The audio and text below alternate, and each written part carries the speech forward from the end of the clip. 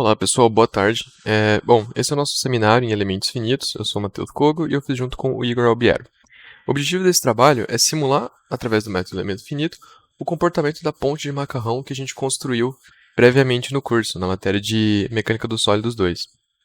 A gente vai apresentar rapidamente as abordagens utilizadas e depois uma comparação com o ANSYS, que foi feita para validar o nosso projeto. Então, passando pela geometria da ponte, originalmente, ela foi desenhada para suportar uma carga aqui no centro. Então, as vigas foram dispostas radialmente. E, bom, como algumas seções estão flexionando, a gente vai utilizar aqui a metodologia de vigas de Bernoulli tridimensional. Né? O modelo de Timoshenko não se faz necessário porque as seções das vigas são finas e aí a deformação por cisalhamento transversal acaba sendo pequena. Essa aqui é a ponte que a gente desenvolveu em 2019. E esse aqui é o modelo que a gente fez no Space Claim. Tem uma diferença entre elas. A gente não tinha essa imagem até pouco tempo, então a gente acabou usando o design original que possuía esse arco interno aqui. Esse arco interno não existe na montagem final, mas esse aqui é o que foi simulado. Então aqui a gente tem o modelinho dele no Space Claim. Aqui, já com os elementos de malha, então cada seção foi atribuída a 15 elementos. E cada seção é circular, de raio 5 mm. Então, passando pelas cargas atuantes. A aplicação de cargas originalmente era em degrau, certo? Então a gente tinha um balde conectado aqui nessa haste. Essa haste é a única parte da ponte que não é de macarrão, essa parte aqui é de aço. E aí era um balde conectado aqui, no qual a gente depositava os pezinhos. Então era 5, 10 kg e assim sucessivamente. Então, no nosso caso aqui, para análise dinâmica, a gente variou, a gente fez uma análise estática em 100 newtons e depois a gente fez uma análise dinâmica com carregamento uniformemente variado, indo de 20 newtons até 220 newtons. Bom, como a gente fez para obter os nós e os elementos? Então, a geração de malha foi feita no ANSYS.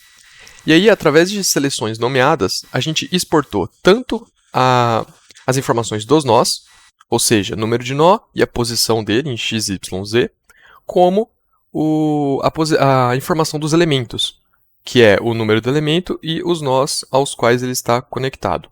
Então, com isso, a gente pode fazer um tratamento de dados e utilizar essas informações do ANSYS da forma que a gente quiser no Python.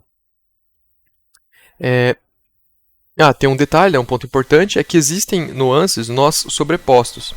Então, esses estão sendo filtrados para a gente utilizar aqui no nosso script. Então, partindo para o notebook em si, a gente aqui importa as bibliotecas e já começa a definir as funções. Então, a primeira delas é a função geraK, que cria a matriz de rigidez local entre dois nós, e também com base na rotação entre esses pontos. Aqui, ao longo do nosso trabalho, a gente utilizou elementos lineares de viga. Então, a geraK nada mais vai fazer a rotação. Então, todos esses termos aqui são com base nas rotações em alfa, beta e gama. Então, esses eixos aqui são os eixos locais que a gente tem em relação à viga no espaço. Então, x', y' e z'. E aqui é interessante para a gente, né?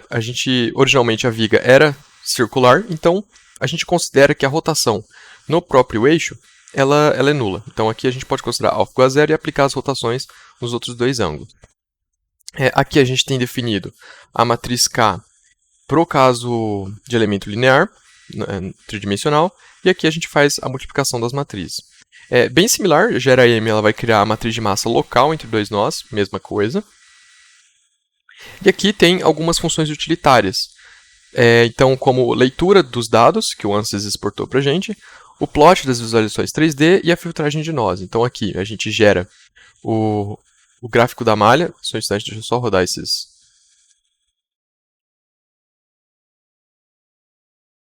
Então, aqui a gente tem as funções utilitárias.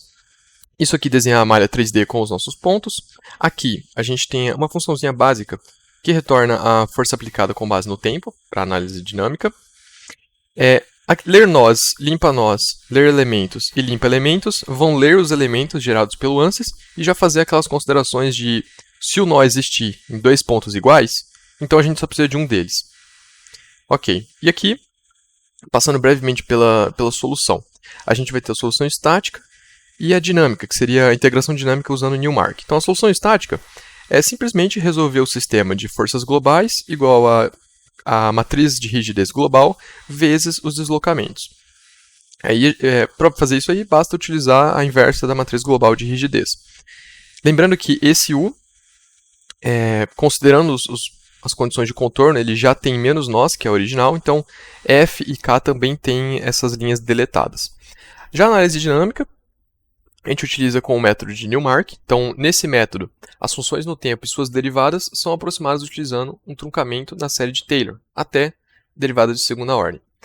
Aí a gente tem que definir também beta e gama, que para o nosso tipo de implementação foi o método da aceleração média constante, no qual alfa e gama é meio e meio, ambos os meio, e isso define o tipo de implementação. Depois que a gente inicializa as arrays de deslocamento, velocidade e aceleração, os próximos pontos são utilizados com base na variação infinitesimal até que o tempo de simulação seja finalizado. Então, aqui, nesse Solve Instantly, a gente só joga uma matriz de rigidez global e uma força global, e aqui já vai retornar os deslocamentos para análise estática. Aqui é o Newmark, então a gente precisa calcular as constantes de A1 até A5, inicializar os deslocamentos, velocidades e acelerações. Poderia ter uma condição inicial aqui, diferente de zero. E aqui, esse for, ele vai iterar para todos os t's, né, que a gente tem, e calcular primeiro os deslocamentos e em seguida as acelerações e velocidades com base nisso. Então, agora a gente já definiu essas duas funções. Passando rapidamente pelas condições de contorno e matrizes globais, os nós e os elementos a gente já tem. O que a gente precisa colocar manualmente, que vai ser discutido até na conclusão, é os nós de contorno. Então, no nosso caso, deixa eu subir aqui rapidamente, a gente vai ter essa viga aqui e essa viga aqui como pinadas. Então, a gente não vai ter nenhum deslocamento aqui nessas duas arestas. Para isso, a gente precisa pegar todos os nós que estão nessas arestas, então a gente faz isso aqui nessa lista. Coloca eles na posição de contorno, define os dados do material, da seção circular, e então monta as matrizes K global e M global com base naquela gera K e gera M. Então, deixa eu rodar isso aqui.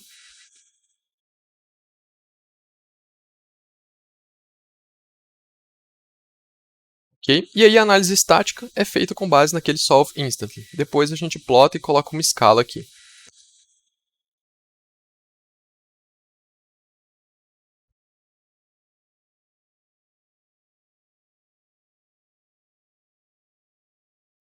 Então aqui nós já obtemos os deslocamentos e aqui a forma deformada da nossa ponte. A análise dinâmica é feita aqui, então a gente só chama Newmark, armazena os resultados e em seguida plota aqui. Só que como demora muito para rodar, a gente salvou 2 gifzinhos. Então aqui a força sendo aplicada para baixo. E aqui uma vista isométrica da análise dinâmica. Por fim, a gente tem uma comparação com o ANSYS no Static Structural. Então aqui a gente tem a força deformada dela, a forma deformada dela, e as variações aqui, as deformações mínimas e médias. Então a gente comparou nó a nó, por amostragem aqui alguns nós, e o erro percentual de cada um o erro percentual e a coordenada de cada um. Aqui a gente tem um erro percentual gritante, né, mas é porque esses dois valores aqui são muito próximos de zero. E o zero do ANSYS é alguma coisa vezes 10 a menos 16 e o nosso é menos 13. Então acaba dando esse resultado bem discrepante no erro percentual. Mas os outros possuem erro percentual aceitáveis. No geral, olhando aqui para os deslocamentos ZZ, que são os maiores, a gente vai ter no ANSYS um deslocamento máximo de 8,53 vezes 10 a menos 5 e no nosso 8,47 vezes 10 a menos 5. Mesma coisa para o médio, dando aí erros percentuais de 0,696% e 0,214%. Então, como dificuldades, conclusões e considerações finais, a gente considera que a ponte simulada produziu deformações similares no ANSYS comercial e no código desenvolvido. Então, pelo menos a estática está validada. Depois, a gente acabou até... A gente fez para a lista, mas não conseguiu fazer aqui por conta de tempo, mas fazia análise modal, através do ordenamento dos autovalores. Pegar a validação da resposta no tempo também, com a ajuda do ANSYS Dynamic Structural. E as rotinas de obter nós e obter elementos, a gente conseguiu automatizar completamente. Só que as rotinas para obter os nós da condição de contorno e os nós de aplicação de força podem ser melhoradas, para a gente não ter que ficar colando aquele monte de nós ali. E finalmente, a rotação no próprio eixo não foi considerada, mas porque a ponte tinha uma seção circular. Mas se for diferente circular, a gente precisa considerar aquela rotação no eixo x'. Então aqui, só uma imagenzinha das outras pontes que o pessoal fabricou. E, bom, esse foi o nosso seminário.